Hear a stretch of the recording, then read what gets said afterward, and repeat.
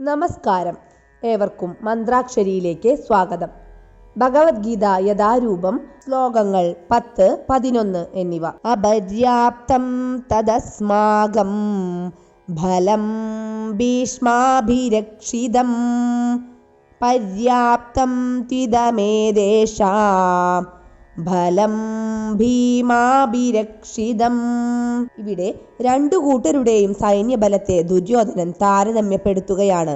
തൻ്റെ സായുധ സേനാബലം അളവറ്റതും പിതാമഹനായ ഭീഷ്മരുടെ തഴക്കമുള്ള കൈകളിൽ സുരക്ഷിതവുമാണെന്ന് അദ്ദേഹത്തിന് ഉറപ്പുണ്ട്. മറിച്ച് പാണ്ഡവരുടെ സൈന്യം പരിമിതവും ഏറെ യുദ്ധപരിചയമൊന്നുമില്ലാത്ത ഭീമൻ രക്ഷിക്കുന്നതുമാണ്. ഭീഷ്മരോടൊത്തു നോക്കുമ്പോൾ ഭീമൻ വെറും നിസ്സാരക്കാരനാണ്.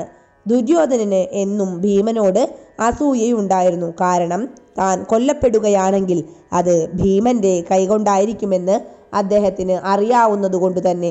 എങ്കിലും ഭീമനേക്കാൾ വളരെയധികം കഴിവുള്ള ഭീഷ്മന്റെ സേനാധിപത്യം തനിക്ക് വിജയം നേടിത്തരുമെന്ന് അദ്ദേഹം പ്രതീക്ഷിച്ചു. യുദ്ധത്തിൽ നിശ്ചയമായും വിജയശ്രീലാളിതനാകുമെന്ന് കരുതി. ശ്ലോകം 11. അയനേഷു ച സർവേഷു യഥാഭാഗമവസ്ഥിതാഃ ഭീഷ്മമേവാഭിരക്ഷന്തു ഭവന്ത ഏവ സർവഹി. സൈന്യവ്യൂഹത്തിൽ മർമ്മസ്ഥാനങ്ങളിൽ ഉറച്ചു നിന്നുകൊണ്ട് നിങ്ങൾ ഓരോരുത്തരും ഭീഷ്മ പിതാമഹന് പരിപൂർണ പിന്തുണ നൽകണം. താൻ ഭീഷ്മരെ പുകഴ്ത്തിപ്പറഞ്ഞത് മറ്റുള്ളവരെ അവഗണിക്കുകയായി കരുതുമെന്ന് സംശയിച്ച് ദുര്യോധനൻ സ്വാഭാവികമായ നയചാതുര്യത്തോടെ സന്ദർഭാനുസൃതമായി ചുവടുമാറുന്നു. സർവോത്കൃഷ്ടനായ സേനാധിപൻ തന്നെയാണ് ഭീഷ്മ പിതാമഹൻ. എങ്കിലും വൃദ്ധനാണ് അദ്ദേഹം. അദ്ദേഹത്തിന്റെ രക്ഷയിൽ ഏവരും സവിശേഷം ശ്രദ്ധിക്കണം. അദ്ദേഹം യുദ്ധത്തിലേർപ്പെട്ടിരിക്കെ തക്കം നോക്കി മറ്റൊരു വശത്തു നിന്നും ശത്രുക്കൾ ആക്രമണം നടത്തിയേക്കാം.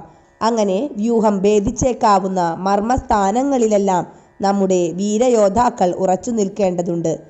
കുരുക്കളുടെ വിജയം ഭീഷ്മദേവനെ ആശ്രയിച്ചാണിരിക്കുന്നതെന്ന് ദുര്യോധനന് പൂർണ്ണ വിശ്വാസമുണ്ടായിരുന്നു.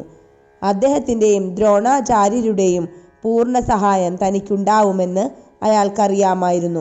അർജുന പത്നിയായ ദ്രൗപദി പ്രമുഖ സേനാധിപരെല്ലാം അടങ്ങിയ സദസ്സിൽ വച്ച് വസ്ത്രങ്ങൾ അഴിക്കപ്പെടാൻ നിർബന്ധിതയായപ്പോൾ തന്നോട് നീതി ചെയ്യണമെന്ന് കരഞ്ഞപേക്ഷിച്ചിട്ടും അവർ രണ്ടുപേരും ഒരക്ഷരം മിണ്ടുകയുണ്ടായില്ല. ആ രണ്ടുപേർക്കും പാണ്ഡവരോട് സ്നേഹമുണ്ടെന്ന് തനിക്കറിയായകയല്ല.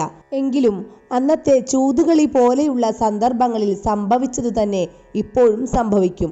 അതായത് ആ സ്നേഹമൊക്കെ തുടച്ചു നീക്കപ്പെടുമെന്നു തന്നെ ദുര്യോധനൻ പ്രതീക്ഷിച്ചു.